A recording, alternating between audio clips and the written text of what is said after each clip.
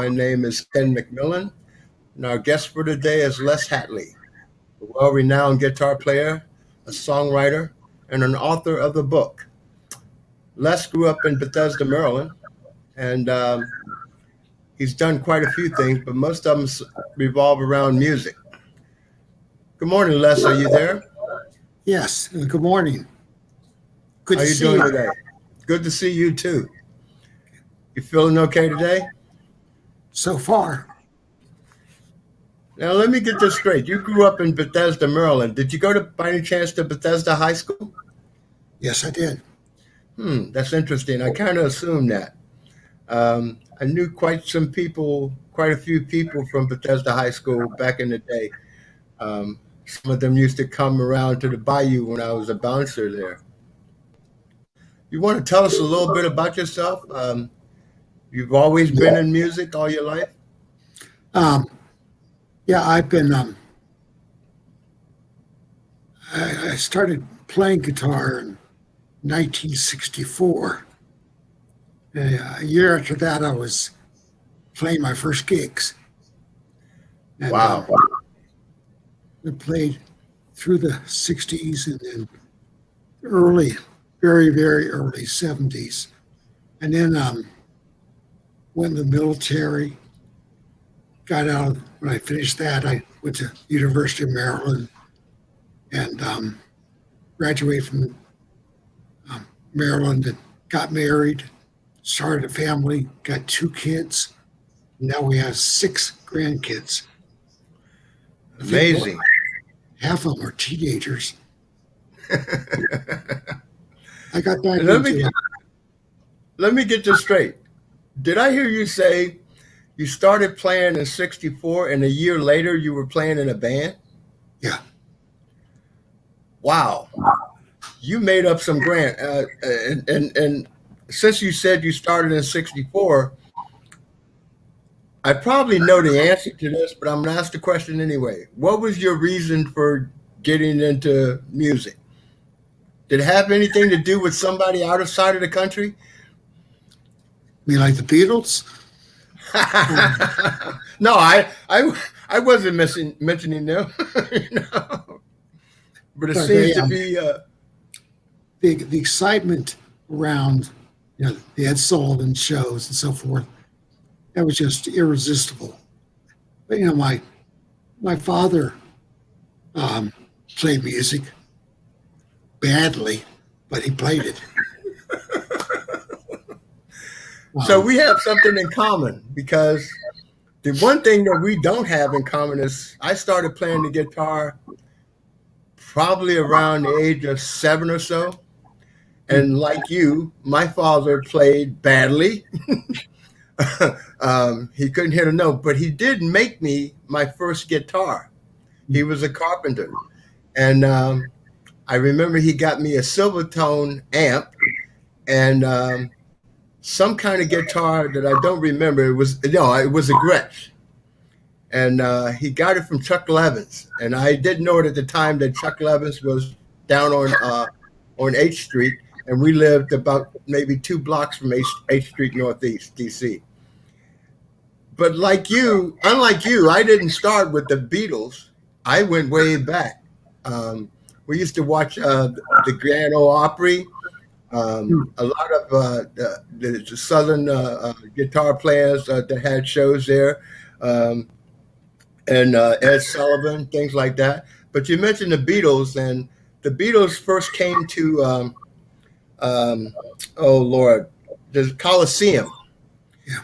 And I snuck out of the house to go down to the Coliseum, and I didn't get in, but I kept watching all these girls screaming and fainting in the streets and everything. And when I came home, my father was waiting for me. I got a beating, as usual, because he told me not to go, and I went anyway. I snuck out of the house.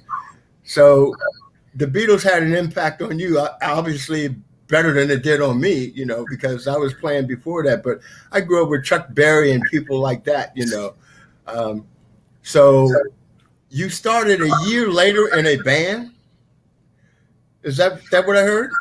Yeah, I was pretty well obsessed with playing. I would practice 4 hours a day. Wow. Yeah, and I wanted it so bad. So you just do what you want, do what you Did you ever love. did you ever take lessons Uh, yes, but not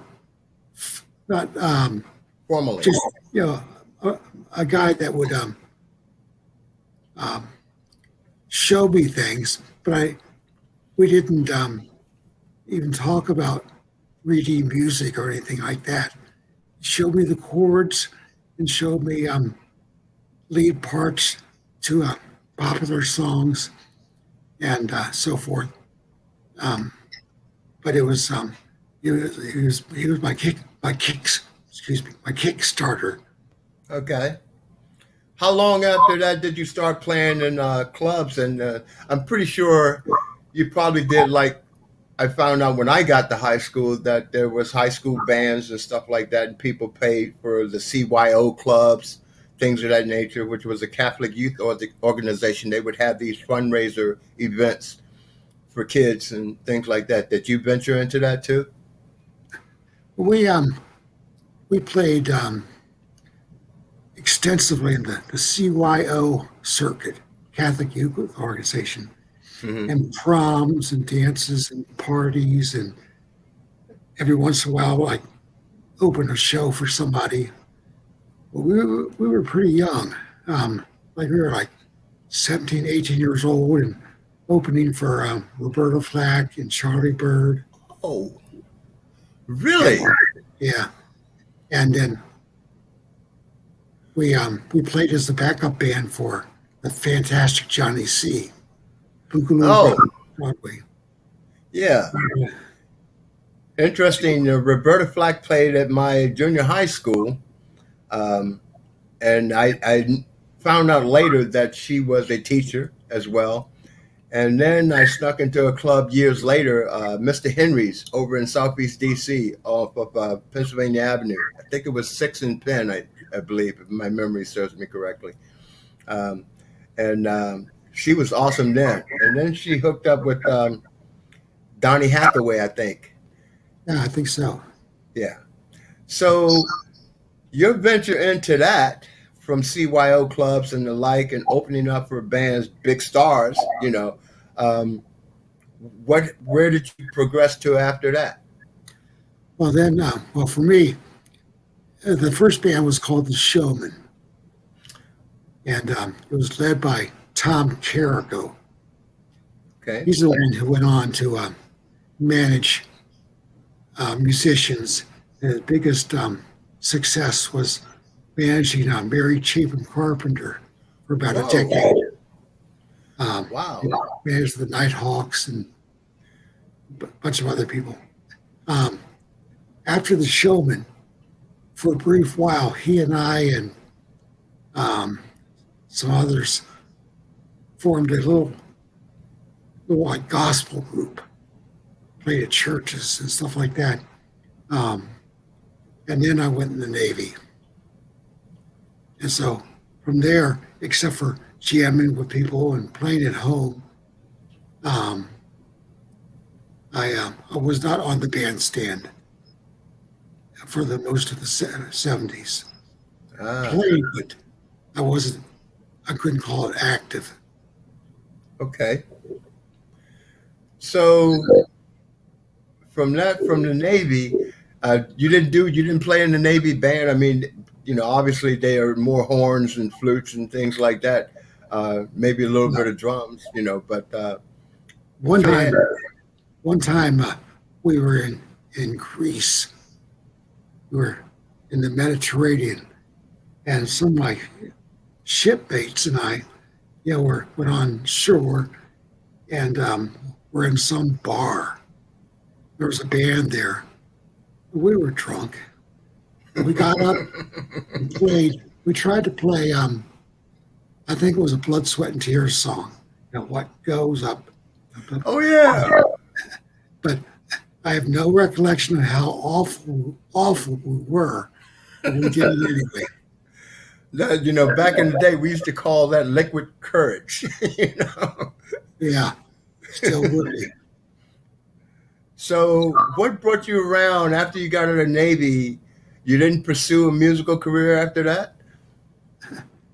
Well, after the Navy, went to college and I got my degree from the University of Maryland in accounting. My day Ah, job career, when I was an accountant, a CPA, okay. and financial analyst.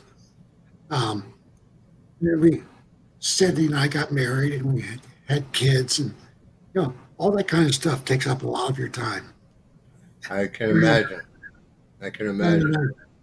finally, in the '80s, I did get together with a neighbor and we started playing. Um, and then one day, I was at work and I decided to go for a walk. I got on my walk and I thought, I'm going to tell myself what I really want. I'm going to peel back the onion layers till I get you the truth, what I really want, what what's really missing. And I got to the point where there were two things. One of them was that I've got to go back and play music. I've got to go back and play music. And the other thing, you'll never know. Okay. I guess that was a cue to me not to ask. Yeah. And so I went back to the office, and this was a long time ago. You get these little notes, telephone calls, and there was a call by a friend of mine who was, well, he was a business associate. Um, I knew that he played in a band, but we were business colleagues. Okay. And so I called him back, and what he wanted to know is, would you like to join my band? I mean, this, you know, I, I admitted to myself I needed to do it. Went back to the office, returned a phone call. I was back, just like that. Wow. And did you play in clubs and stuff at that time, or any large I, venues? it was a wedding variety band, for Okay. tuxedos and all that. And um, those bands, you'd make a lot more money than other bands. So had to dress up, played a lot of country clubs, weddings, stuff like that, and did that for a number of years. And then, but that band was called Nightlife, Nite Life. Hmm. It began as a group called the High Notes in about 1961 or 62. Okay. And it eventually changed the name, but by the time we were done, three of the original members were still in the group. Um, and after that, um, I sort of played around and tried to start my own band. Then I got a call from Tom Carrico's parents. They they were planning a surprise 40th birthday party for him. They wanted to know if I could get the old band together and surprise him. So when he came in, his old band would be playing. So I did get some of the guys together. Some of them had not been playing, but some had, and brought in a couple of ringers as well. And so we did it. And I don't know if there are any recordings of that. I don't know that I would want to hear that. But out of that, some of the guys, they've kind of got the bug. And so I told them, okay, look, we'll rehearse, and then for a while, now I'll get us some like open mics, something like that, just to do it, and maybe that would satisfy their itch. But it turned out that the group we put together was the Blue Dog Band, and we played 1990, I think it was, until 2001. Okay. We had a great run and great memories. And then we played an occasional gig after that until 2010. So we had a 20-year history. Wow. But during that time, I also I made up for a lot of time I missed in the 70s. I think I in 2001 I started playing with a gospel group. It was an all black group except for me, and excuse me, we played for 14 and a half years, Wow. and that was wonderful. It was just wonderful. We had a handful of Whammy nominations, and it was good. And I also started playing with my buddy Rick Crump, as a duo acoustically.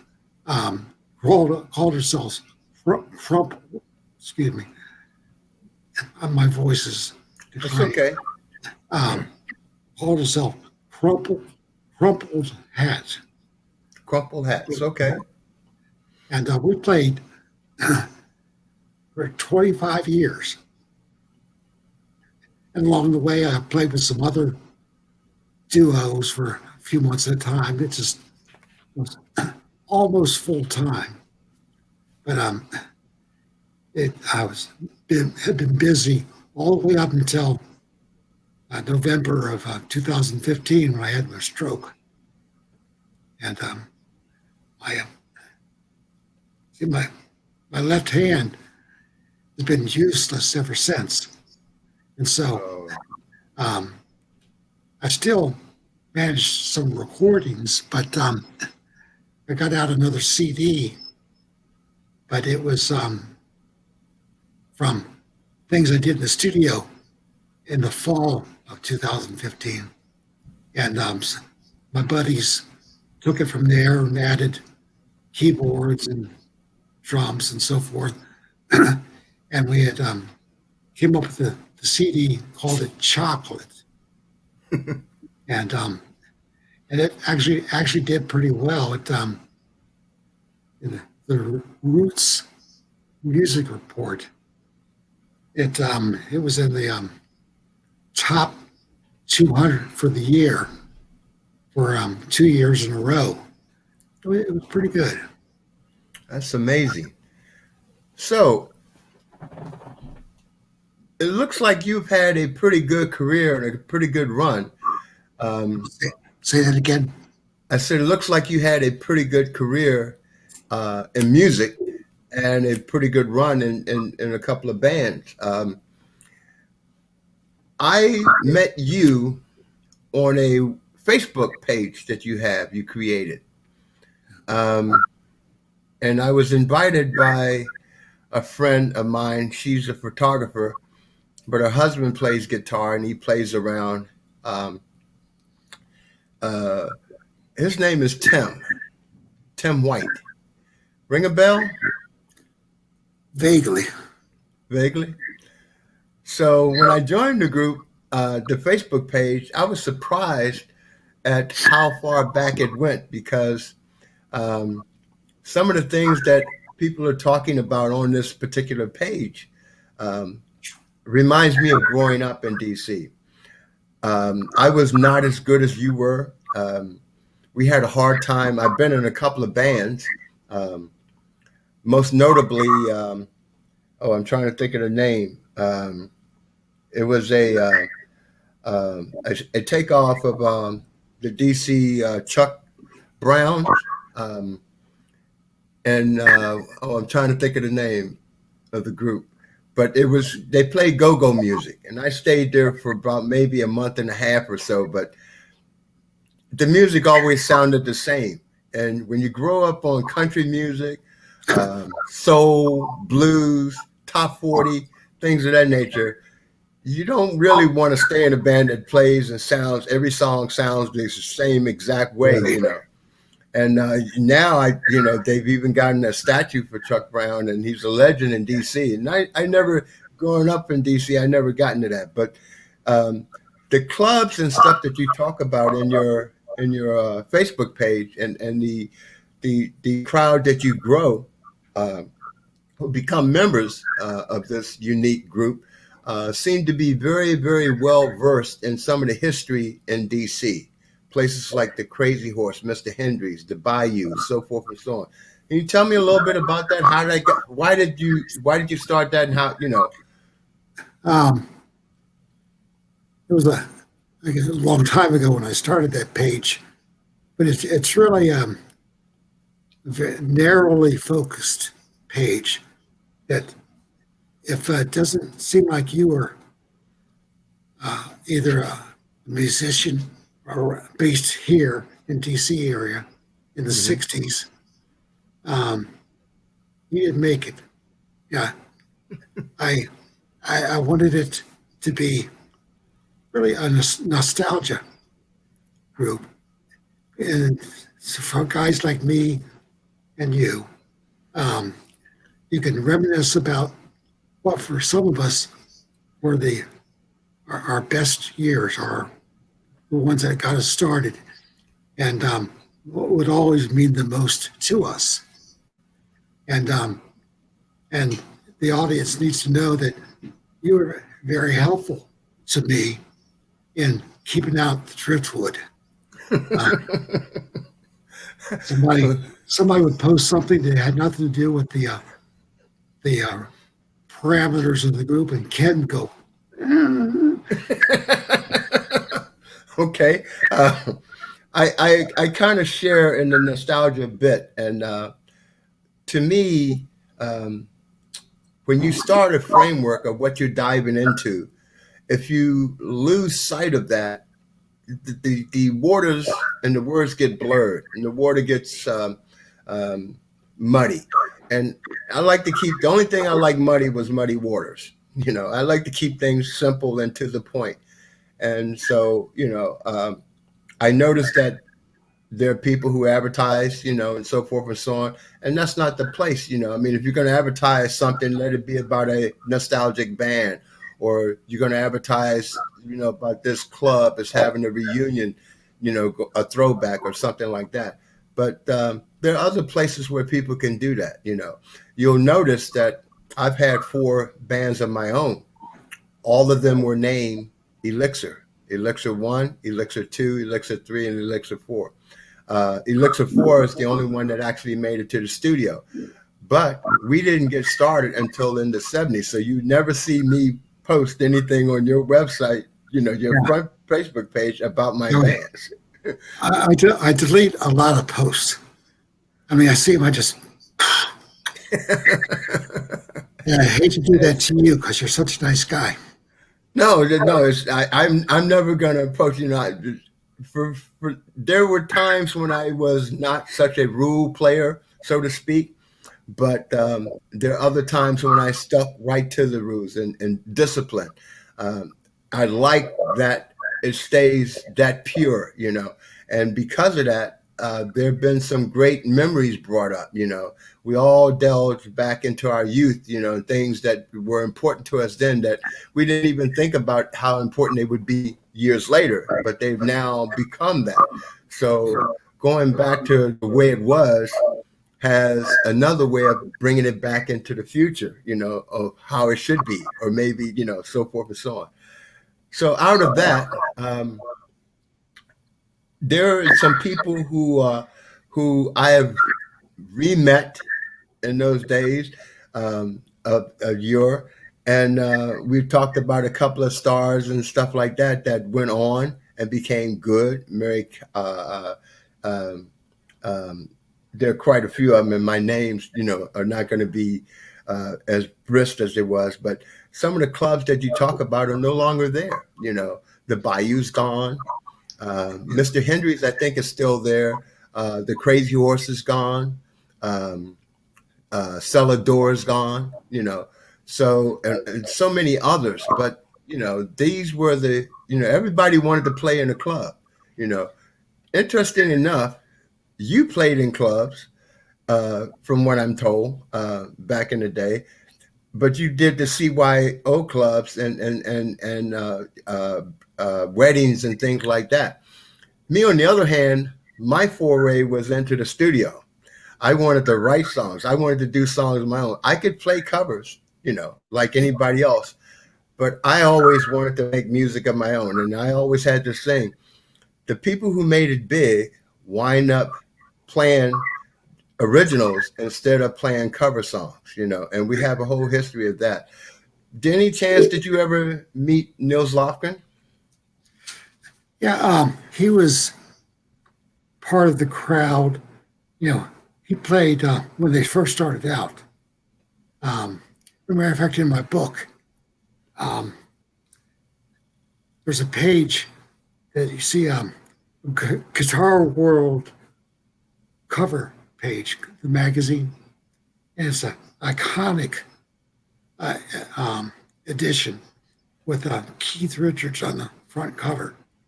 And it was in that edition that they published a letter to the editor I wrote about Nils Lofgren. And what I say and I talk about is that I remember going to see him at some church dance or something, and probably 1965 or something like that. He was just a kid, but and my buddy, matter of fact, it was again Carrico, and I were just were in awe, So hold that thought for a minute. We're going to talk about your book and Nils Lofgren and him growing up in Bethesda, Maryland, just like you. And we'll be right back.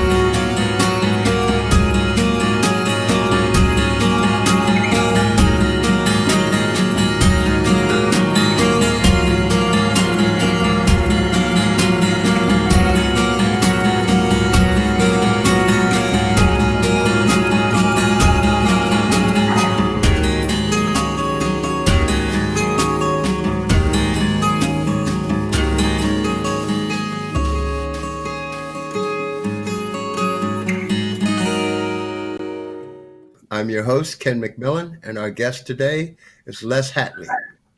Les Hatley has been around a while in this area. He's played in some clubs, and he's also a songwriter as well. And I forgot to tell you this at our first segment. Thank you for your service, Les. You were in the Navy. And by any chance did you go to Vietnam? To what? Vietnam? Vietnam. No. So you joined after Vietnam? No, it was during Vietnam. Well, you probably never met my uncle. He was in the Navy too. He did 2 tours in Vietnam, but he worked on a submarine. And I got to tour his boat, his sub, when it was at the Navy place in D.C. And I realize now why he was on there, because he was short. He was barely 5'2", something like that. And there was no way. And the whole time I walked around in the ship, I was like this. I couldn't stand up. So only short people went on the submarines.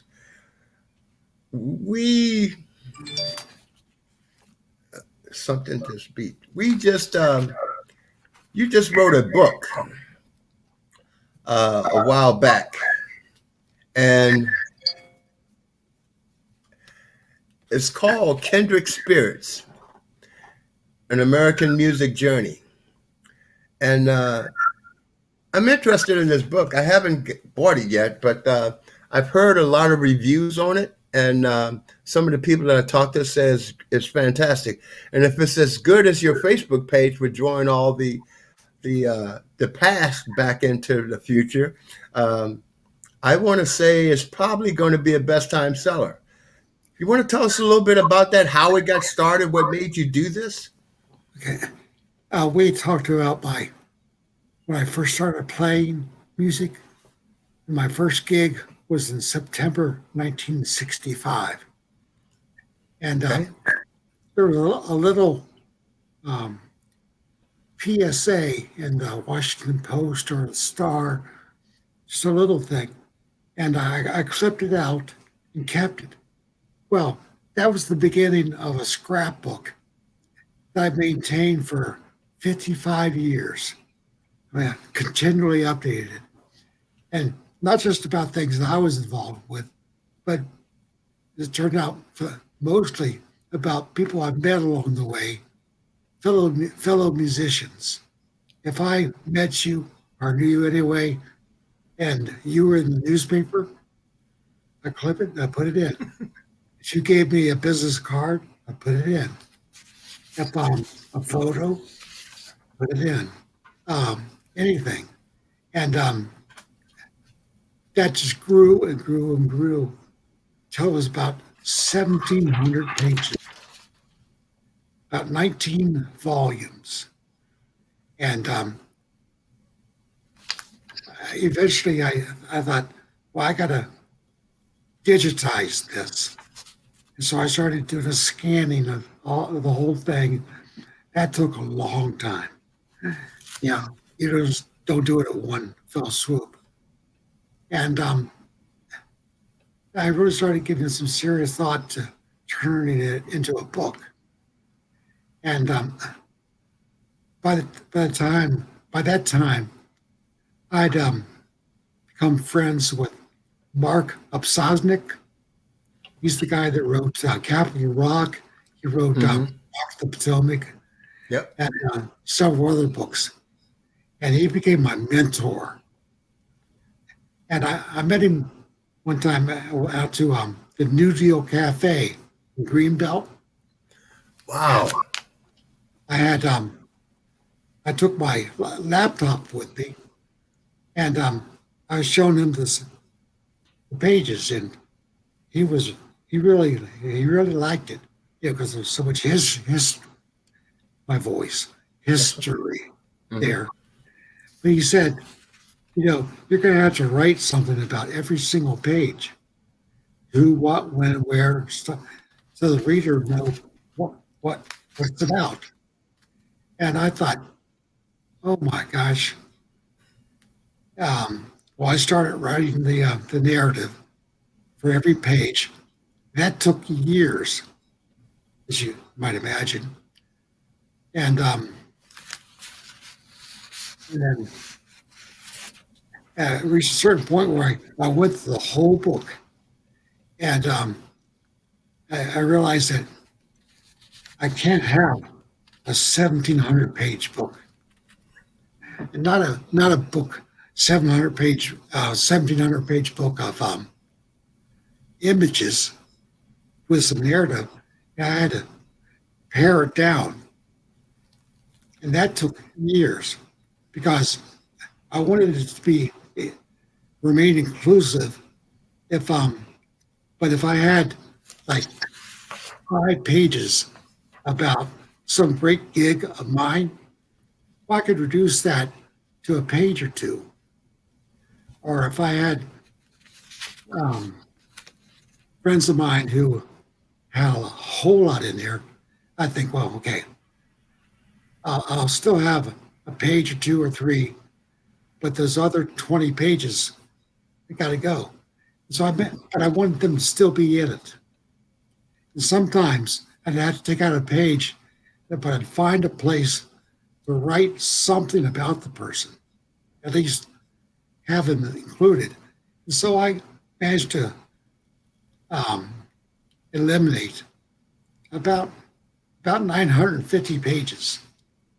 Got it down to the book that is out there now, which is 744 pages of glossy color photos, and the thing weighs 7 pounds. Woo. And I'm looking over at it now. I can't pick it up by myself. It's one hand. The there were a number of people that really, particularly the last lap of it, really encouraged me because I was losing steam. I was going through the chemotherapy, and at one point it was really rough. And I thought I got to get this done. And one day I got a call from Surf. Do you know who Surf is? Oh my Lord. See, this is what I love about you. Some of the people that people like me grew up on. You're bringing it back. Yes, I do know, sir. I don't know him personally, but I know exactly who he is and was. Like you, he's a DC was icon, so to speak. He So you called me got to up. meet him. He called me up and he offered his assistance. Anything he could do to help me. And so I sent him a PDF file of the book because it wasn't published, but I had a PDF file, and from there he been very helpful. Yeah, I had hosted a book signing for him at the Writers Center in Bethesda. This is a few years back. I hosted that, and he came, and it was a great event. People showed up, people bought the book, and he and his co-writer Steve Moore really entertained everybody. But Surf has, well, from that moment on, he continues to be such a supporter. And of course, Mark Sosnick, every step along the way, been helpful. And another friend of ours, Jeff Krulik. Have you heard of Jeff? I'm He's not. yeah, he's mainly known for his documentaries. One from a long time ago was Heavy Metal Parking Lot. Became a cult. Okay. I have heard of that. I haven't read it yet, but okay. Yeah. Yeah, and he did a documentary which is still getting a lot of attention called Led Zeppelin Played Here. While we're on that subject, not to cut you off, did they really play here? They probably did. Yeah, Now, when I say did they really play here, I've seen them twice at the Capitol Center, but that was a long time ago. I'm talking about did they play at some high school in some area in Maryland that is a rumor that's been going around for years. yeah, about playing at the Wheaton Youth, excuse me, Wheaton Youth Center. Um, Exactly. they, the Barry Richards had arranged, and it's really not that um, far fetched. The other Rod Stewart, Spirit, all kinds of groups played there. Um, True. and Led Zeppelin, actually, they had just barely gotten started. And anyway, but the fact that there's that little bit of doubt is what keeps it going and makes it interesting. Now, Greg, Jeff and I became friends, and he invited me to some of his events, and I'd bring my laptop, and people would sit down next to me, and would go through it, and I'd find something and show them that they were there, and like, whoa! And and you remember who Larry Kidwell? Remember that name, I Lawrence remember. and I remember the name. I just can't. yeah, My memory is fading fast. Lawrence and the Arabians. Um, Bingo. Yes, and he I've said, actually, I've actually seen them play. Yeah. I saw him a lot of times. And next to me, and we're going through it. And I showed him his business card with the Arabians from back in the day. Oh Lord. But he said, but this band over here on the page, down some, that was Uh, actually the first band, he said. Who knew? yeah. It's interesting that you brought that up about business cards. Back in the day, in the 60s, don't tell anybody, but I was in a lot of clubs, but I wasn't old enough to be in those clubs. I got to see Roy Buchanan at my mother's place. Was My mother's place was an old kind of bar on 18th and M Street Northwest. And me and my best friend, we walked in. I'm 6'3", so I look big. I look old. As a matter of fact, when I was a kid, going to movies to see Hercules and all that, the Atlas Theater, which was not too far from Chuck Levis when they were in DC, I had to take my birth certificate there to prove that I was underage, so I could get the younger kid.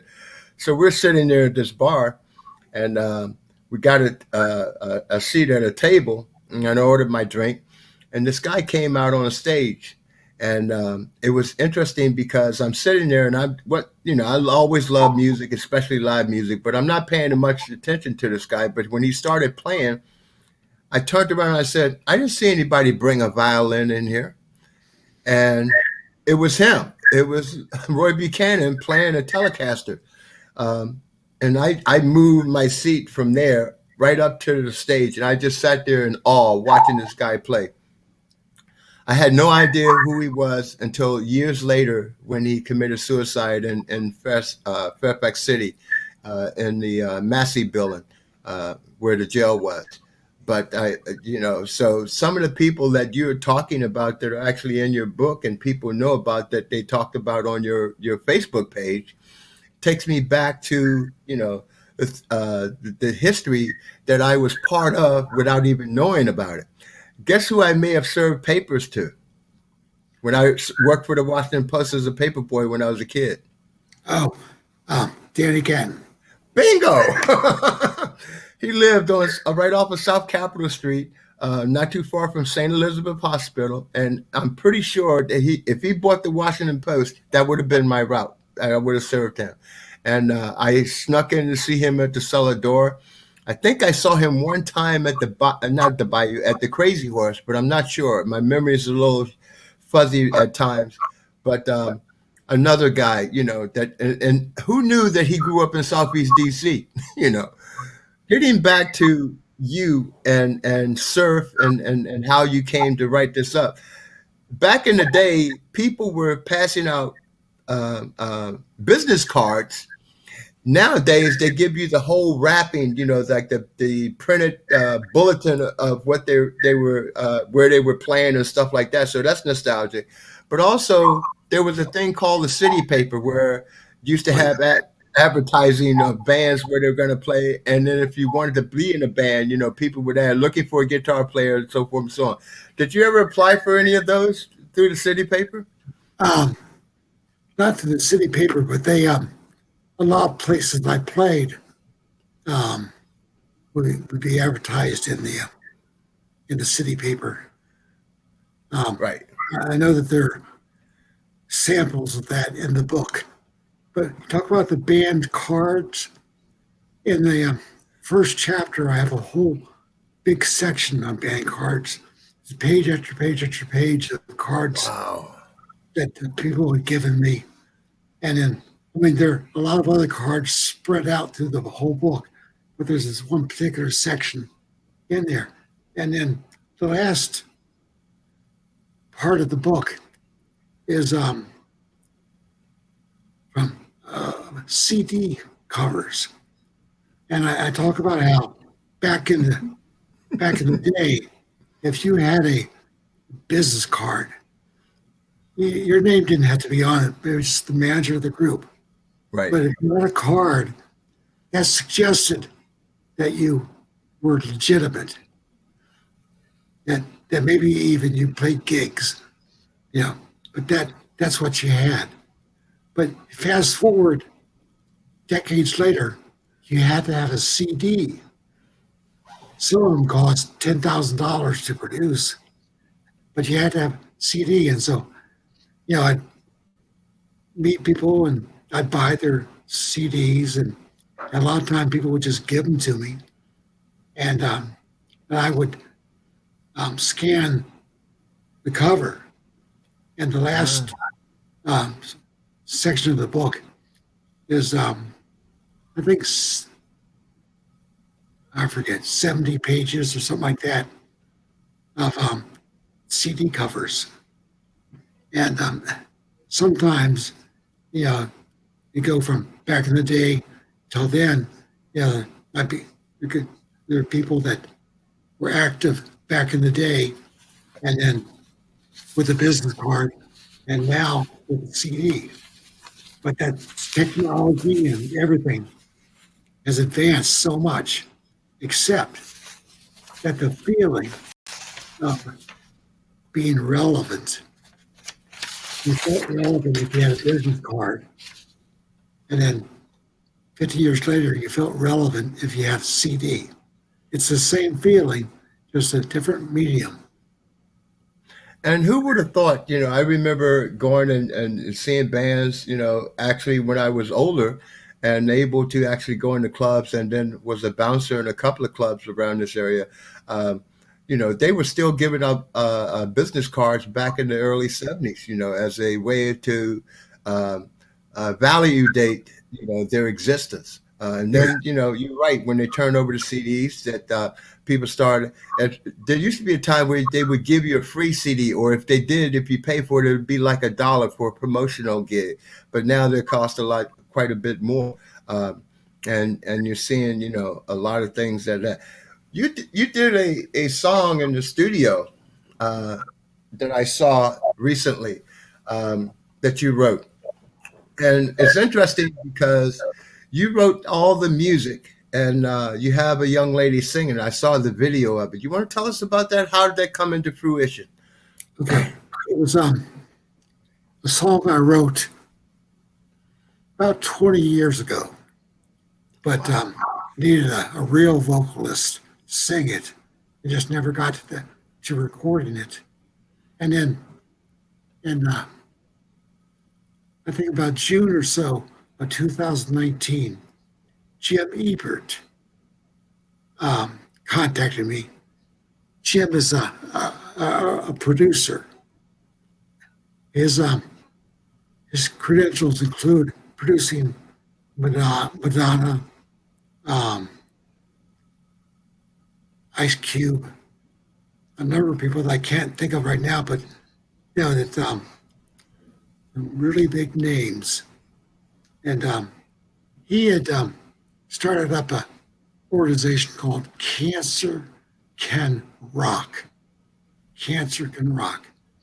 And what they do is that for people have cancer who are musicians, they'd free to the artist um, record a song, do a video um, as a because like they say their organization, they can't cure cancer. That's not what they're trying to do. They're trying to give cancer victims something to hold on to.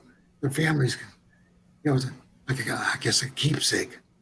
And so um, I talked with them, and I told them that I would have to have somebody else sing it.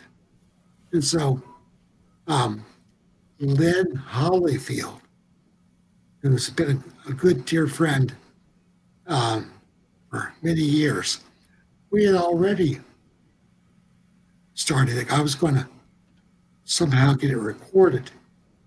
So she started learning it. Then I got this invitation from Jim, and so we did it. And it turned out pretty well. The song was called Say You Will. Say Say you will. Say you will. I've heard the song, and I got to tell you, it is awesome. And you have no idea how much I admire you, because a lot of the greats that I grew up on, that you grew up on, never knew how to write music, but you never know that the way they played. And obviously, you are one of those people. I myself, I've written music, but I can't read it.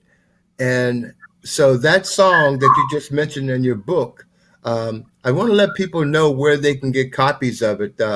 Where can people find a copy of your book, which is Yeah, called, uh, what's the name Kindred, of it?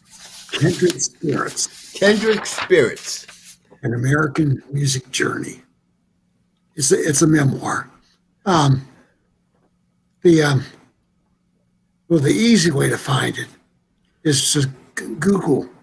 Just say Google Les Hatley Kindred Spirits, and Okay. it'll take you to the site. Um, that the actual site is called Store. I don't know if I'll be able to get this out clearly. Store dot bookbaby dot com slash book slash kindred spirits, Okay. or That's a just long Google name. kindred spirits. Okay. Google Kendrick Spirits for the book. And the song that, is that your only song that you have produced? That was the for the book. Okay. So that Oh, song is actually for the book. the song was a separate production altogether. The Okay. book, the for the song, you can find it on Amazon, iTunes, CD Baby, all those platforms. Okay. Download it from there. Gotcha. Gotcha. We'll try to include that in our video part of the show. Um, so, how are you feeling now? You mean physically? Physically, mentally, everything. Yes. Um, my spirits are good. My strength comes from God, not from me. And I'm here for a purpose, like we all are. And my job is to try to be as good an ambassador for keep having an upbeat, positive spirit, regardless. And I'm at peace. It the end will come, you know, of course sooner than I would want, but we don't know. So in the meantime, I just go about every day trying to be productive, trying to make somebody feel good. Um, in turn, they make me feel good. Um, I'm doing all right. Um, I keep busy, but I don't have much energy. Matter of fact, as soon as this is over, I'm taking a nap. Um, there's Les, I want to tell you how much, um, how, how, what's the word? I'm in awe. I am in awe with your spirit, with what you've accomplished, and what you will continue to accomplish. Once people see this, I'm pretty sure that they're going to rush to the store and get your book. And I would also appeal to them to make sure you get this song because this song is amazing. Um, you have made a big imprint on my life. Um, when I first joined the Facebook page, I was like, okay, what's this all about? And then I started to see little things here and there, reconnected with a bunch of friends, people like Mike Tremonti from the Bayou. His family owned the Bayou at the time that I worked there. Um, yeah, Other things that I had forgotten, completely forgotten. But you stand out as one of the all-time greats. I never got to meet Jimi Hendrix. I never got to see him live, but I've seen so many other bands live, especially at the Capitol Center. A lot of them at the Bayou Cellar Door. Um, but you are my rock star hero uh, because the things that I grew up on, the very essence of DC music and the bars and stuff like that. Nobody will get to know that because if you go down to Georgetown now, if you go to any place in DC, there's so much that has changed. And that's history that a lot of us were born into and embraced. And you being the storyteller of that have made me proud to be a Washingtonian again. So Right. I thank you for that. Oh, you're welcome. It's been a pleasure knowing you and talking with you on the phone. It's been a joy. The cover of the book, the cover art of Kindred Spirits, um, is a painting that was done by Walt. See if I can, Walter Egan. He's the guy that had a hit record called Magnet and Steel in the 1970s. Mm-hmm. I mean, big time. And so he and I talked about it. I wanted him to do the art. I explained to him what I wanted. And it came so easily because we both knew what I meant. And it includes, um, you see the backs of three people walking down the street with guitars and stuff like that. And they are kindred spirits. And when he worked in, you're walking down the street and you see a sign in the last, you see the word door and maybe the tail end of the word cellar, but it doesn't say cellar door. But if you know exactly what he did there. Right. And it was great. Um, I think it helps sell the book, to tell you the truth. But even though he's a big star, he's so gracious, so easy to talk to, and generous. Um, there's there's one thing that I wanted to mention. Um, there's another song that I wrote that somebody else has now recorded for me. He sang on it, and I'm looking forward to seeing what we do with that. The song is called Otis, Wilson, and James. Otis, Wilson, and James. It's a tribute to Otis Redding, Wilson Pickett, and James Brown. And it's the guys singing it is a Tommy Lepson. Okay. Tommy Lepson is one of the biggest talents in the DC area for the past 50, 60 years.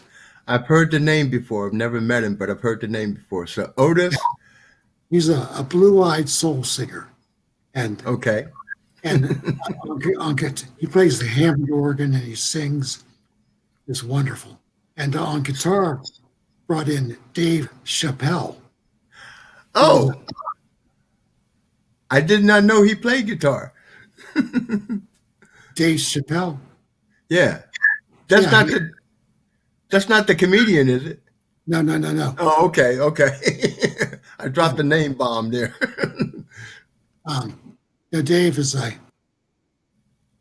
almost to the Annie Gatton level guitar player. Almost. Okay. Yeah, Okay. everybody's kind of, that's about as close as you get. Is almost. Anyway, that's that's kind of being able to still be active that way is one of the things that keeps me going. Because you have to keep going. So, Les, I want to thank you for giving us the time and allowing us to step into your bedroom, so to speak. Um, um, I now feel like I've walked with a titan. you know, um, this I'm going to treasure this for a long time, and as I'm sure some of our viewers will too.